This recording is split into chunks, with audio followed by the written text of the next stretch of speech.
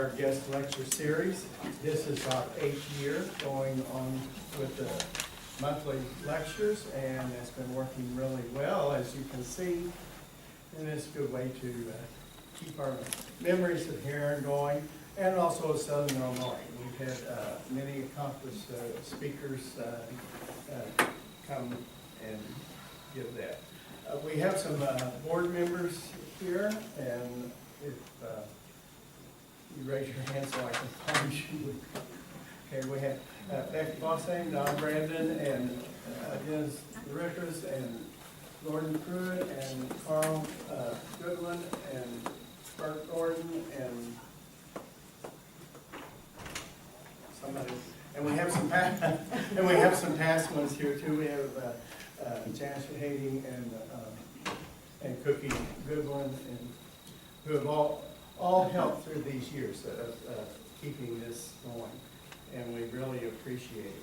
Also, I want to introduce someone to you today in the very back. We have Mr. Josh Green, and he is a summer intern with the Herrin Library, and he's doing the filming, and he's also transferring some of the filmings of the past ones we've had onto YouTube, and I really don't understand all that too well, so I'm going to let Josh introduce himself and tell what he's done.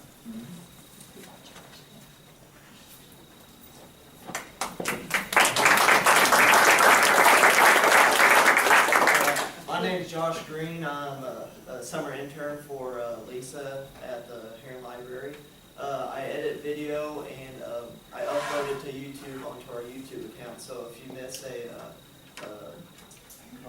program, you can go onto YouTube and you can watch it.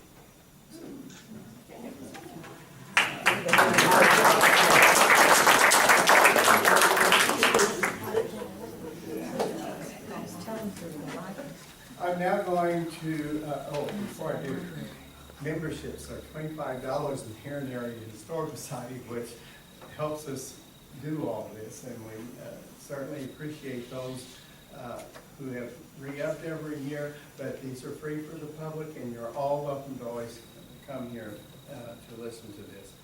I'm going to introduce Bert Gordon, and I'm going to let him pick up the program from here.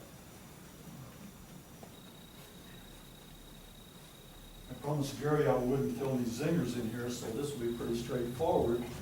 Most of you, a lot of you I know, and I know that there's a tie with the Herrin Coca-Cola Bottling Company, the Will plant. Some of you maybe got a coupon for some free Coke or soda when you were in school. Gordon Pruitt told me he did. Some of you took school field trips to the bottling plant to see them produce the soda. I know a lot of us just drove by and watched those things coming by the front window just to see them moving along. Some of you worked at the Coke plant part-time when you were in high school or college. Monty told me some stories about working there. A lot of you told me about buying the little 6.5-ounce soda bottles in the little crates or whatever Gary called those in the store, maybe at Dave's or Bourne's or the old A&P. So I think you will enjoy Gary's presentation. Most of you know Gary. He has been the owner and operator of Will's Clock Shop since 1986.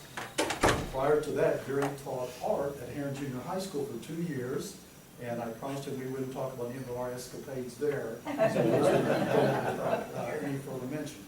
Gary is the third generation of the Will family to be involved in the Will Bottling Company, following his father, uncles, and grandfather. Gary has some great portraits up there of his grandparents. The Will family operated the bottling plant on Park Avenue from 1902 until 1905. Gary has always had a wealth of information and stories about the history of the Herrin Bottling Works and the production of the Coca-Cola products and other wine and beverages, as you see there. We have tried for years to get Gary to make a presentation, and with some very gentle persuasion, he has finally agreed to do so. So I'm sure you're going to enjoy hearing from Gary about the Herrin Coca-Cola Bottling Works from there. So Gary, it's all yours.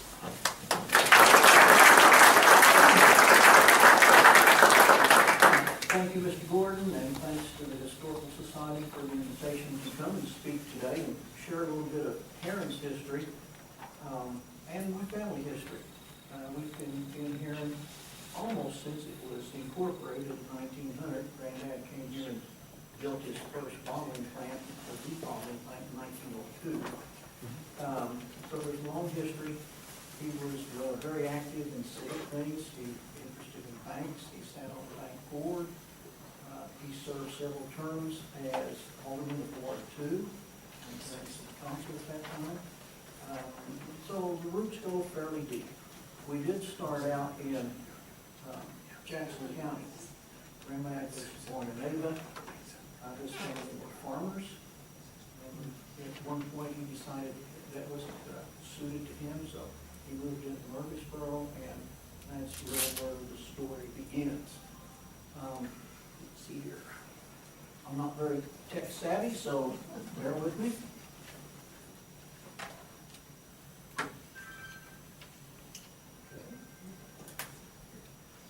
Let's see if this one will work. There we go. Okay, 1903, Albert J. Will, the gentleman with the star-looking face over here, and his cousin, William F. Cole, established Herrin Bottling Works here in Herrin in a partnership.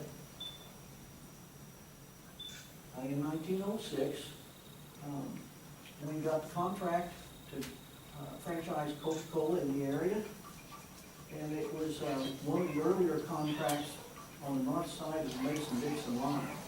They were just finally starting to branch out from the southern states in Atlanta into the northern part of the U.S. We handled Coca-Cola products, and 20 years later, the partnership of my granddad, Albert John, and William Cole dissolved. William Cole went to Mattoon, Illinois, where his family had very successful wealth maintaining a bottling company up there.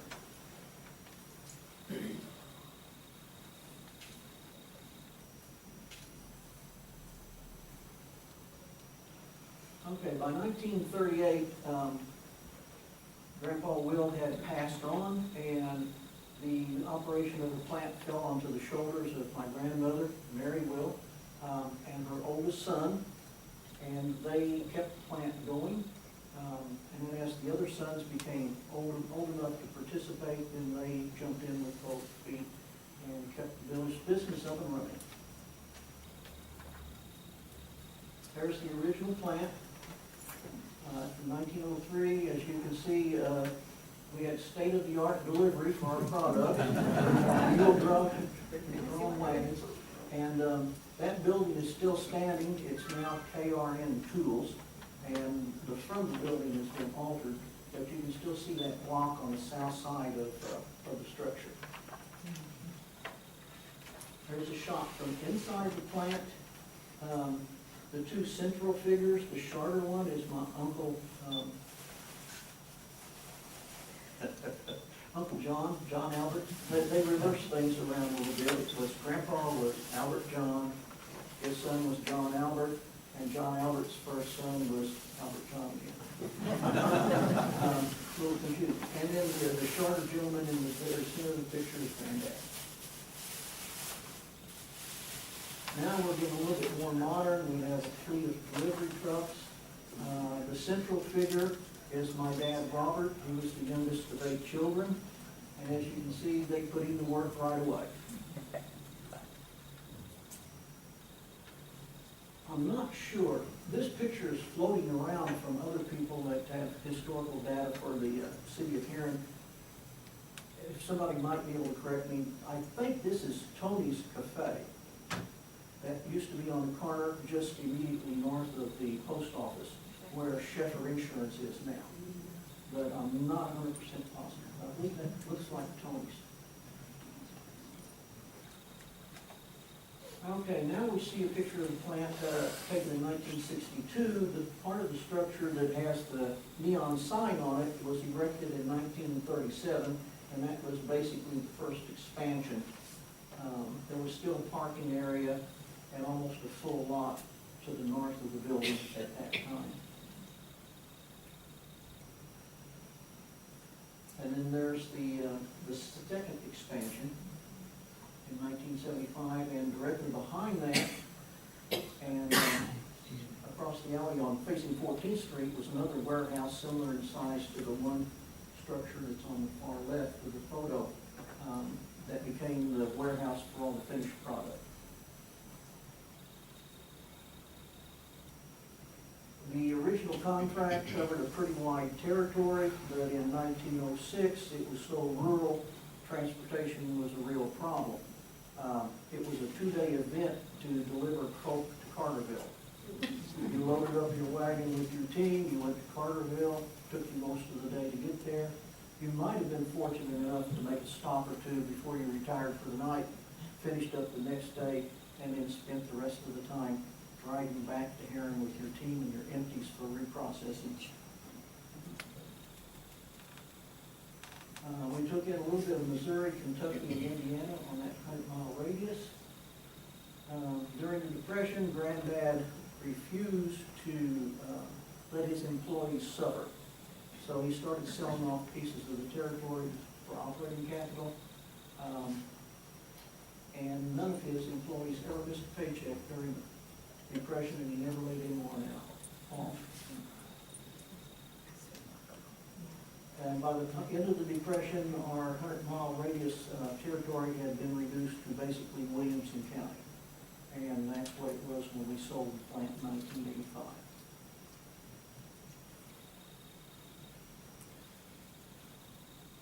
My dad became president and CEO of Herrin Coca-Cola in 1975. That's my father and my mother, Alice Marie.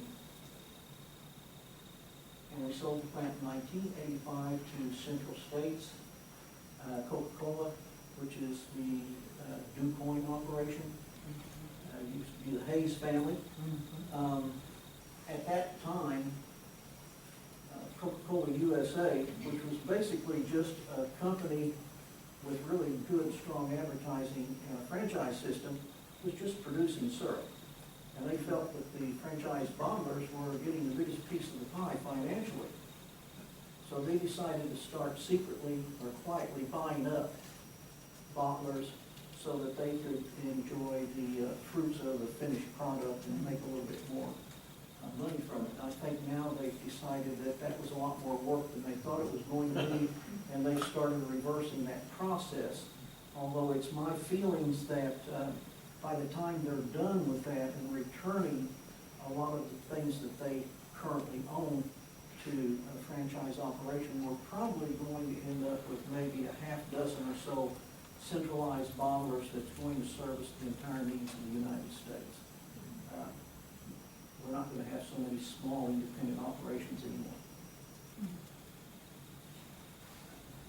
By the time we sold the plant, our per capita, which means servings per person in your territory or area of influence, was over 300.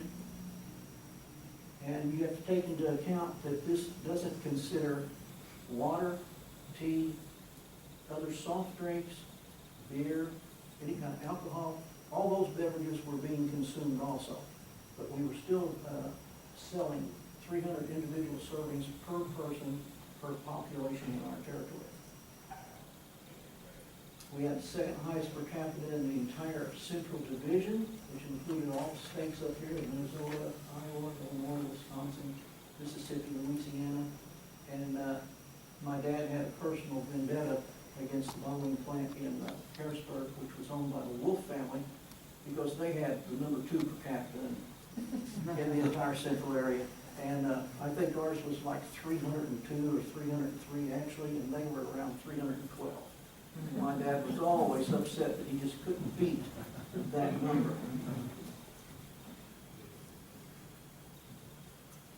Okay, this is how we used to do it in the old days.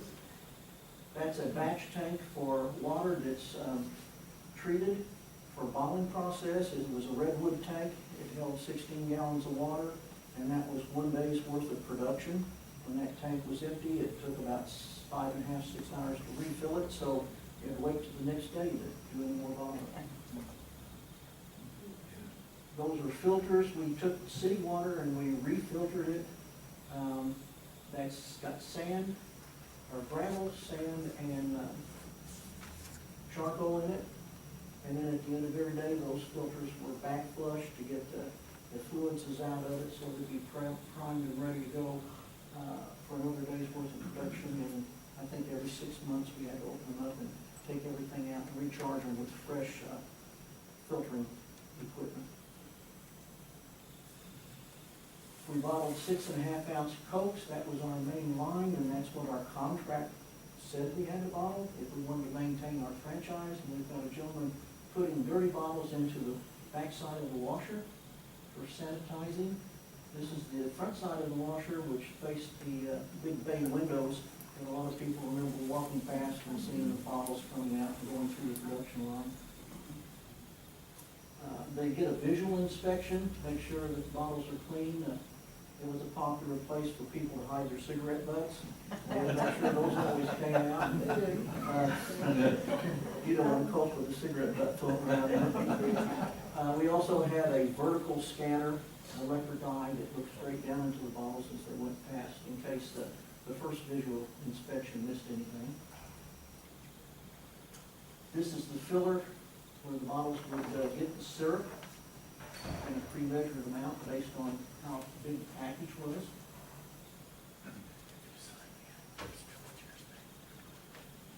This is the filler. We used carbonated water, and this was a chilled process. The water was at drinking temperature when it went into the bottles. It came off the filler, and the apparatus, just the shiny piece right to the side of the workman's head is the crowner which stamped the crowns onto the bottles. And as they went down the conveyor line, they went to the mixer, which was like an octopus type operation, and it tilted the bottles up and down as it rotated to mix the water and the syrup. They went from there to the accumulation table, and the packer would remove them by hand, insert them into the packaging, and then stack it on a pallet. When the pallet was full, it was transferred to the warehouse, where the finished product was eventually put on trucks for distribution.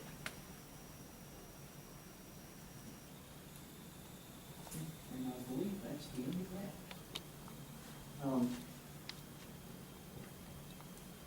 My Uncle John Albert was quite a character, and he was in charge most of the time.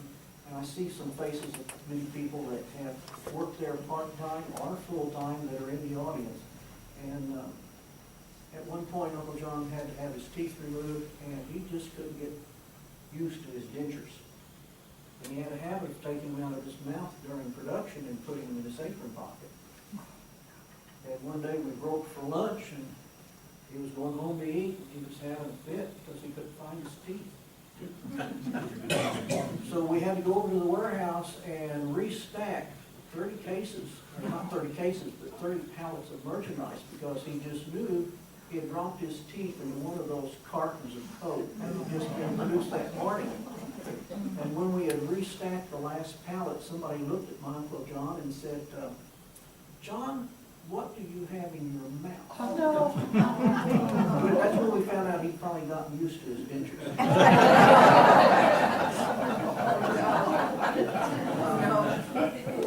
And, you know, it was a fun place to work. It was like a family type situation. We joked around a lot. I had one uncle that was sent down the alley to the lumberyard, Stotler lumberyard.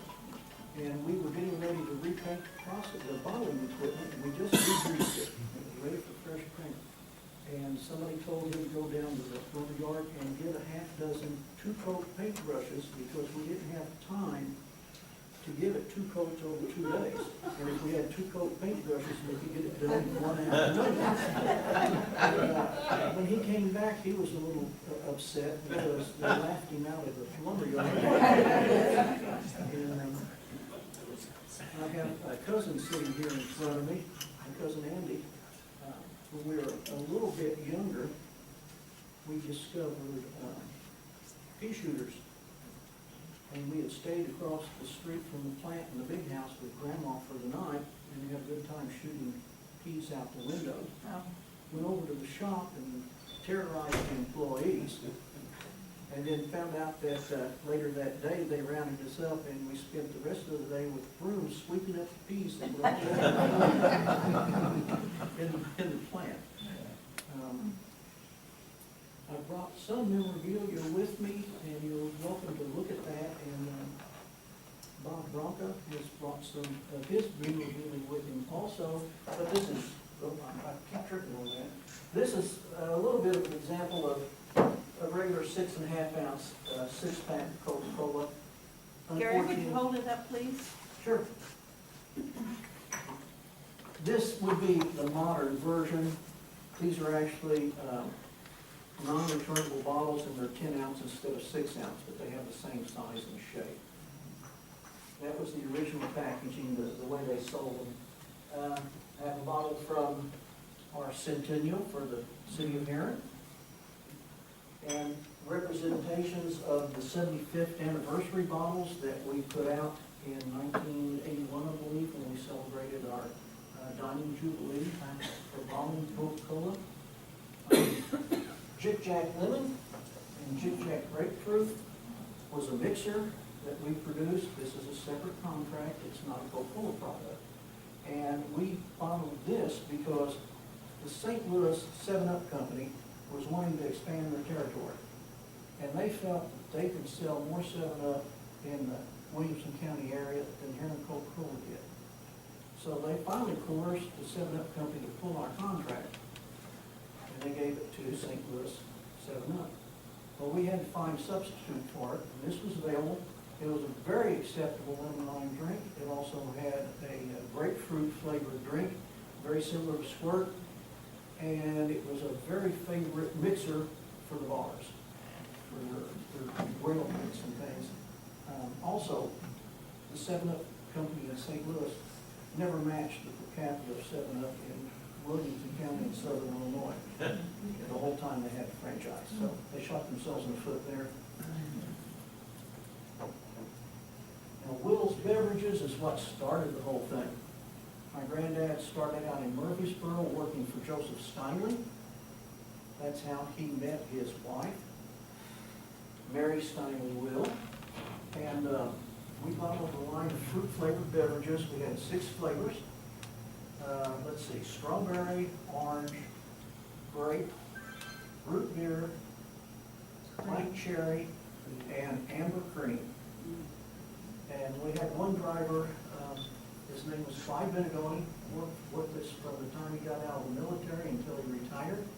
And he said he could always tell when there was a pregnant woman on his route because the sales of cream soda doubled. It was good for ladies that had morning sickness. Some of the new things that are going on now, if you happen to log into the home webpage for Coca-Cola USA, is for a nominal fee, they will make up a bottle for you with your own name on it. So, I just had to have one. When Sprite was introduced, that was the Coca-Cola's answer to 7-Up. And that's when we dropped the Jig Jack Lemon and Jig Jack Grapefruit products and signed up with Coca-Cola for the 7-Up, and it became, 7-Up. Excuse me, Sprite.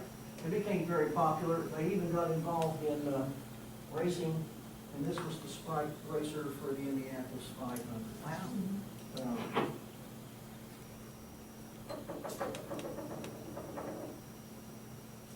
I'm trying to think, is there anything else I could add to that? I'm probably at, yes, ma'am. I was just gonna ask you, was there a story behind the name Jig Jack? You know, if there was a reason why they named it that? I really don't know. I mean, it was just Jig It's kind Jack. of unusual. Yeah. I do a lot of flea markets and antiquing because I'm looking for 6.5 ounce Coke bottles with the embossed on it. This is Bob's bottles here, with the Herrin Coca-Cola stamp on the bottom of it. Each one of the bottles were listed with the bottler for whom it was produced. A lot of these bottles, well, 6.5 ounce Coke bottle is made out of 1 pound of glass. Makes it very sturdy, very durable. You could probably drive nail with this without breaking the bottle. But the one thing that I found fascinating was every time they introduced a package that was bigger than 6.5 ounce, means they stepped out up to 10 ounce. The bottle got a little bit bigger, still made out 1 pound of glass. We get up to the 16 ounce, much bigger package, still 1 pound of glass. So the 16 ounce bottles were a lot more prone to breakage than the original 6.5 ounce, because this is really thick. Yes? What did you originally sell the Coke for in 1905? You know? You mean what its price was? It was probably in the neighborhood of a nickel. And that's just the best guess. I don't have any documentation from that when the plant was sold. All that went to the purchasers, so we lost a lot of that data. Yes, ma'am? Several years back, I don't know how many now, they put out a 6 ounce bottle saying this is the last reproduction that they're making of this bottle. I've got a case of those. So I don't know how long ago that's been, but I'm sure it doesn't have Herrin stamped on the bottom of it. But how come I've got knee-high associated with your company? Did you Well, ever that have was any? Raw Crown. Raw Crown But bottle. did you ever knee-high have anything fruit. to do with it? No, we never had For any. some reason, I had Will's knee-high. And the Raw Crown plant was on the side street of North 13th. It's parking area now for the Herrin Hospital. And the Herrin Senior Citizens Center was in that building for several years before they moved out to Amber Road. And that was the Raw Crown plant and knee-high beverages.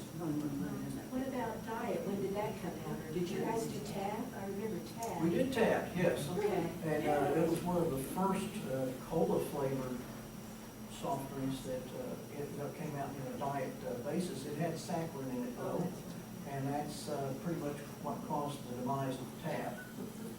But it actually tasted, in my opinion, better than Diet Coke. Yes, ma'am.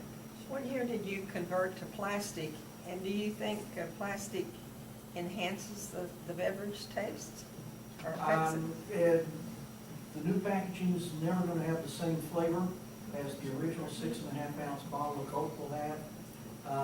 It does bleed a little bit of carbonation over a period of time because it's a little bit more porous than glass would be. And the other thing is, it's like any other recipe. You start expanding it, it changes it ever so slightly. And what they call Coke Classic today, when Coca-Cola came out with New Coke and really shot themselves in the foot from the marketing standpoint, because nobody liked it, and it really wasn't very pleasant. They had already switched to high sucrose corn syrup for their sweetener. And that's when the taste of Coca-Cola changed for me. Now, a lot of other people may not have noticed that, or they're too young to have sampled Coca-Cola with 100% cane sugar. So everything today still tastes pretty good, but it's just not quite the same as the one with 100% cane sugar. Yes, sir? Gary, where'd you get your bottles? Did you manufacture bottles, or was that done locally? Most of those came from Chattanooga Glass in Chattanooga, Tennessee. There were a couple other suppliers, but most of our bottles came from there. And they got shipped in by a common carrier. I was wondering, did you pay attention to what the other bottlers were like when you got bottles? What was the furthest that you know of that a bottle came to Herrin? Oh, sure. We can find things from Texas, California. These things would travel, they'd intermix, they were standardized sizes, so anybody that was bottling 6.5 ounce Coke or 10 ounce Coke could use the bottles. And we'd get them from all over the United States. Bob, Jefferson? Yeah, well, when they came out with Fanta and those flavors, were they really similar to what Will's Beverages was, or? No. They changed? We had a formula that was put together by my granddad, and we used cherry blossom Syrups and Extracts, that was the company that produced those. We made our own simple syrup and then added the flavoring to it and the ratios that we came up with. And we had good carbonation base to it, so those things sizzled and popped. One of our most popular flavors was the strawberry, to use for strawberry floats. And we used to have people come from, Indiana and some surrounding states that were familiar with the strawberry because they were from the hometown here, and they would take cases of it back with them and exchange the bottles whenever they returned home. Fanta was developed in South America. And down there, fruit flavored beverages are more popular than colas and things of that nature, but they like drinks that are referred to as still. Still means it's syrup and water. There's no carbonation in it to give it a little punch or a little sizzle on your tongue. They realized that that was a possible marketing product up in the United States here, the northern states, and they tried marketing it and it was successful, but they did change that formula for the U.S. population and put some mild carbonation in it. It would bubble and fizz just a little bit, but it was never as vibrant and flavorful as the ones that we produced under our own label. Gary, Yes, sir. how did you handle the bruised and chipped bottles? What did you do with those? Or how could you tell if it was too far gone to rebottle or? Well, when the embossing on it got real scuffed, it would get a hazy look to it, and it'd be hard to tell that it was even raised from the bottle. Those bottles were destroyed or pulled off the line during production prior to being filled. You always look for chipped necks or chipped bottoms. Those were all taken out, and every time we bottled, we'd have so much breakage that we had to weigh and keep track of, and then that was written off of the books. Yes? Did you provide tanks of cola for soda fountains? Well, yes, but we didn't produce the fountain syrup, but we sold it in 5-gallon tanks. It used to come in gallon jugs. Those were not as convenient as a tank that you just put a little CO2 to and push it out without it having to be opened up or handled. We did make premix, which is basically Coca-Cola in a tank. It's ready to go, and that's what we use for special events. We had dispensers that you would pack with ice, and there was a aluminum plate with coils in it in the base, and it's what they referred to as flash cooling. So the product would be hot, it hit the flash plate, be cold by the time it came out of the spigot. We used those a lot over the years. Yes? Was the original recipe made with cane sugar? Yes. But now it's, High fructose corn syrup, if I can say that properly. Can't really pronounce it. So it altered the flavor just a little bit, but not much. Yes. Talking about recipes, I always wondered if there was a secret ingredient in there that we would be horrified to learn, because they keep claiming that it'll eat up a nail if you leave it sitting in a Coke after a certain amount of time. Coke has always been my choice of drink. Well, it's probably the carbonic acid that gives the Coke its effervescent flavor, which would eventually eat a nail up, because it is a mild acid. Our stomachs are full acid anyway, so it's not going to have much effect on the lining. Now, I guess if you drank 2 or 3 gallons of it a day, it'd be like anything else. I don't think that would be very healthy. The straight syrup was good for stomach aches. It was.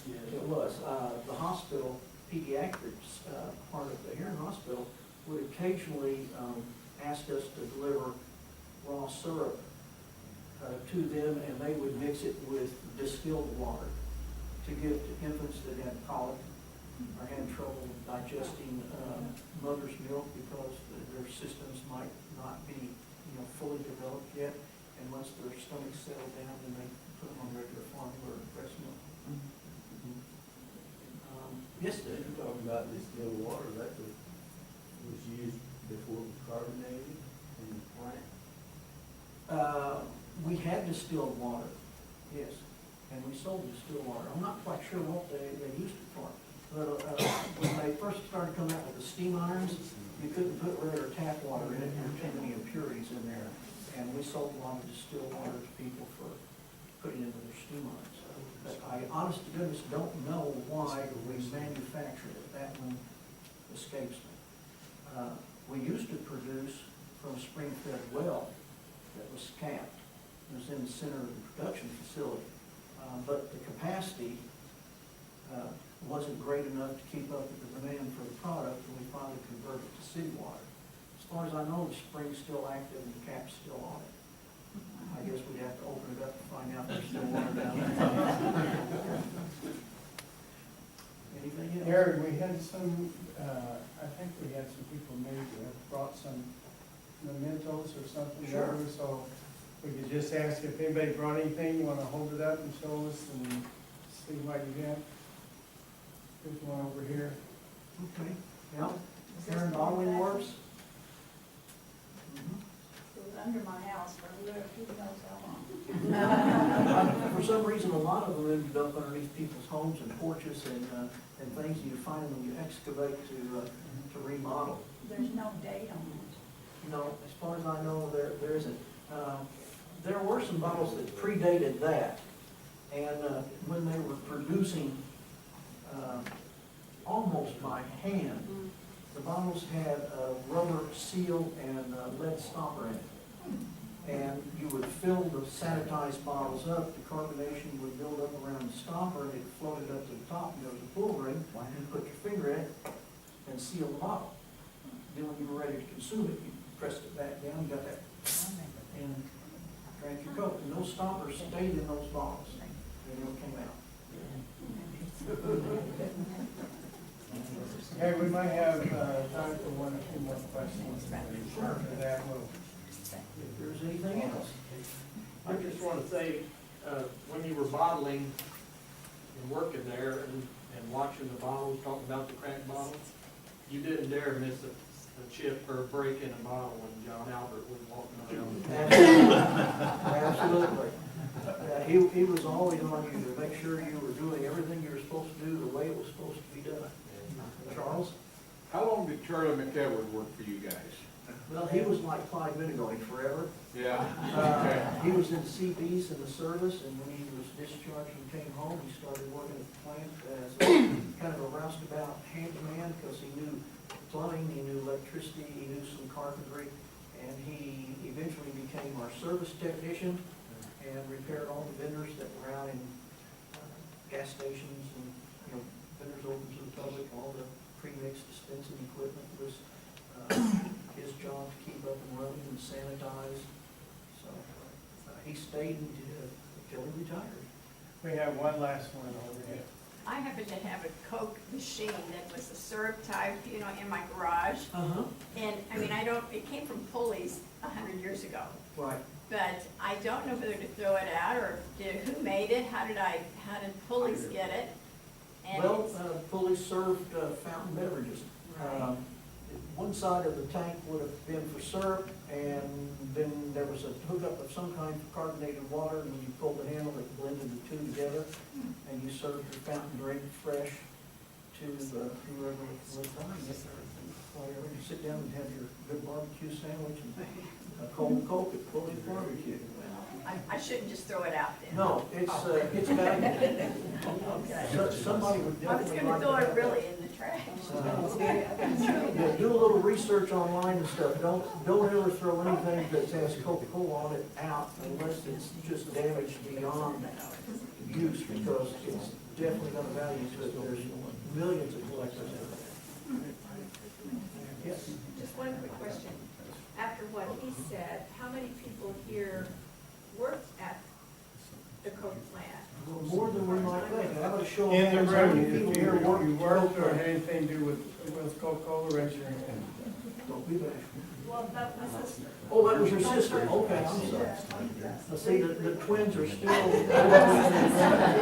still can't tell you apart. I've always heard people talk about on their birthday, they got a card and get a free Coke. I never got a card, but how did you keep a record of that to know how, because a lot of people got those cards. Well, at the beginning of every school year, the secretaries for the individual schools cooperated with us and provided a roster of all the students and their home addresses Wow. and their birthdays. And we kept a catalog of that at the shop. And then every year we would review it, we'd add the students that were coming in, get rid of the students that had left, and sent out birthday greetings for years and years and years. And I think that finally stopped, probably in the late 60s, early 70s. But yes. Do you have a history of the origin on the recipe for Coke? There's some legend that it had a ingredient that made people addicted. It had cocaine in it. It was originally invented by a pharmacist who was looking for an elixir to cure common illness. But that was taken out a long time ago. Yes, sir. I remember walking past that Coca-Cola bottling plant. It was fascinating watching those bottles going around on that machine there. Absolutely. We had a lot of lookers on those big front lines. Hey, I'm sure Gary would appreciate any questions that you might have programs. We want to come up here. There's some refreshments in the back. And tea. And those who are members, keep watching your newsletters. But where's Becky? Came yesterday. Oh, did we get you when we were doing the board member?